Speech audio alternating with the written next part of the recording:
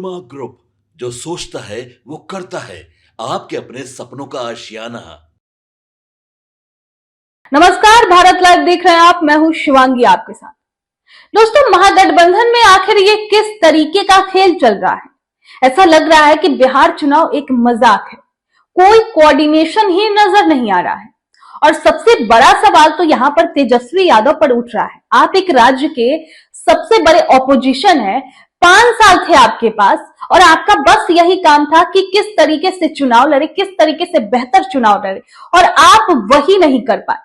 दूसरी तरफ एनडीए है, सोचिए, जेडीयू है जो अभी सत्ता में मौजूद है, सरकार, राज्य की सरकार चलानी है उसको। बीजेपी है जिसको पूरे देश का सरकार चलानी है, फिर भी वो बिहार पर ही उनका पूरा फोकस है। और वहीं दूसरी तरफ महागठबंधन है, कोई कोऑर्डिनेशन नहीं है, सारे दल अपने अपने फैसले ले रहे हैं। आपको बता दें कि 10 ऐसी सीट है जहां पर महागठबंधन में सीपीआई, कांग्रेस, राजद, वीआईपी सभी ने अपने उम्मीदवार उतार दिए हैं। आपको सारी जानकारी देंगे कि कौन कौन सीट पर ऐसा हुआ है। लेकिन ऐसा नहीं है कि एनडीए में इस तरीके से नहीं हुआ है। पहले जो जेडीयू का सीट था वो भी भाजपा के पास है, भाजपा का जो सीट था वो जेडीयू, लेकिन ऐसा नहीं हुआ है कि वो दोनों एक ही सीट पर दोनों ने प्रत्याशी उतार दिए हो।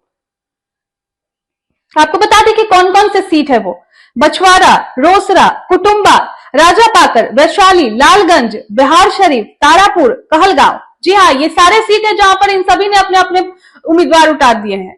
महागठबंधन के अंदर घटक दलों के बीच रिश्तों में आई दरार अब उजागर होने लगी है। वैसे तो पहले भी आलम यह है कि सोचिए कि कांग्रेस प्रदेश अध्यक्ष राजेश राम की सीट पर भी न राजद ने अपने उम्मीदवार उतार दिए। ये आलम है महागठबंधन का, और ये चाह रही है कि बिहार की जनता इनको वोट करे।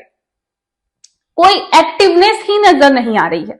आपको बता दें कि इसी सीट पर राजद ने अपने नेता सुरेश पासवान को मैदान में उतारने का फैसला किया है। इसी तरह वैशाली में कांग्रेस के संजीव कुमार और राजद के अजय कुशवाहा ने नामांकन कर दिया है, जबकि लालगंज में राजद से शिवानी शुक्ला और कांग्रेस से आदित्य कुमार राजा के बीच सीधी टक्कर है।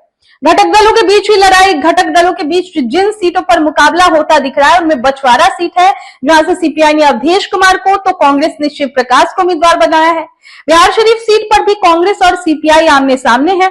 यहां से सीपीआई ने दीपक प्रकाश को तो कांग्रेस ने उमर खान को सिंबल दे दिया है। रोसड़ा सीट पर भी लड़ाई आपस में ही है। यहां से सीपीआई ने लक्ष्मण पासवान को तो कांग्रेस ने ब्रजकिशोर को उम्मीदवार बनाया है। वैशाली के राजापाकर में भी सीपीआई और कांग्रेस आमने सामने हो गई है। सीपीआई से मोहित पासवान है तो कांग्रेस से प्रतिमा दास ने नामांकन कर दिया है। वहीं तेजस्वी और मुकेश सहनी के बीच भी मामला सुलझता हुआ नहीं कहा जा सकता है। भले ही मुकेश सहनी महागठबंधन में रहने का फैसला ले लिए हो, लेकिन आप देखिए उन्होंने चुनाव लड़ने से ही मना कर दिया है। आपको बता दें कि तारापुर सीट पर कौन लड़ेगा, इसको लेकर महागठबंधन में तस्वीर साफ नहीं है। यहाँ राजद और वीआईपी दोनों ने अपने उम्मीदवार खड़े कर दिए हैं। तारापुर से राजद ने अरुण शाह को सिंबल दिया है, वहीं वीआईपी सकलदेव बिंद को मैदान में उतार दिया गया है। इसी प्रकार गौराबाराम से राजद ने अफजल अली को उतारा है, जबकि वीआईपी यहां से मुकेश साहनी के भाई को सिंबल दिया है।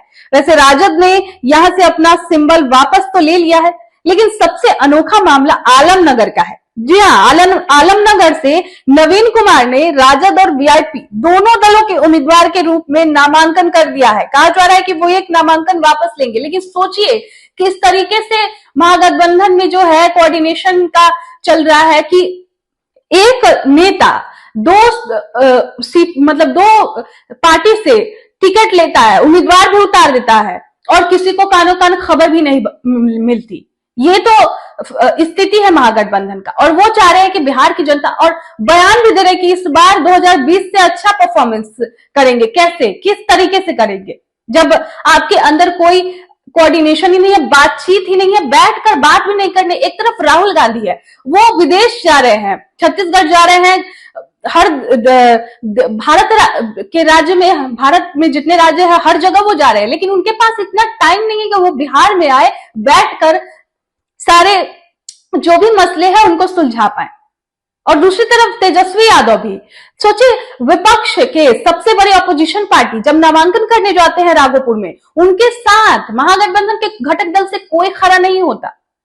ये स्थिति है महागठबंधन की और वो लोग बयान दे रहे हैं कि इस बार 2020 से भी अच्छा परफॉर्मेंस रहेंगे। क्या कहना है आपका इस पर, हमें कमेंट बॉक्स में जरूर बताएं। आपके सपनों को हमने सजाया है, ई होम्स पैनोरामा को हमने बनाया है। ई होम्स मेरा एक सपना था जिसपे मैं पिछले 4 साल से काम कर रहा था। हमने जो बनाया है वो सबने है माना। ई होम्स पैनोरामा में हो आपका भी आशियाना। और फाइनली हमने 2021 में इस प्रोजेक्ट को लॉन्च किया। बहुत लोग अप्रिशिएट कर रहे हैं कि पूर्णिया जैसे शहर में, बिहार के, एक तो बिहार की बात करें उसमें भी पूर्णिया जैसे छोटे जगह में इस तरह का लाइफस्टाइल देना, ये सुन के हम लोगों को बहुत अच्छा लगता है।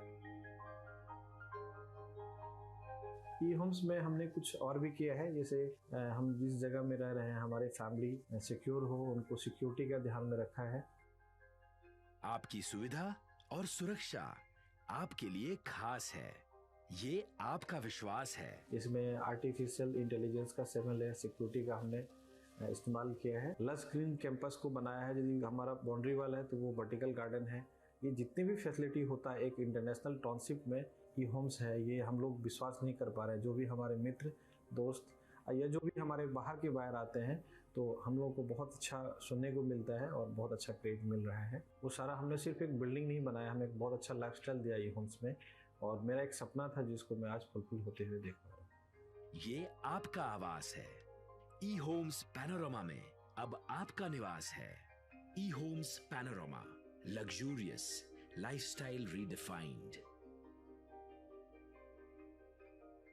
पनोरमा ग्रुप, जो सोचता है वो करता है। अगर ये वीडियो पसंद आई और वह बिहार के राजनीति और बिहारियत से सरोकार रखेनी तो सब्सक्राइब बटन दबा के चैनल के सब्सक्राइब कर ली। ओजे एगो घंटी बा, ओकरा बटन दबा देला से कुल सटीक और मारक खबर रुआ मुफ्त में मिल जाई। अगर रुआ पत्रकारिता के हमनी के नया प्रयोग में सहयोग कर चाहतानी तो ज्वाइन बटन दबा दी। पेटीएम नंबर नोट कर ली 9386 816 700।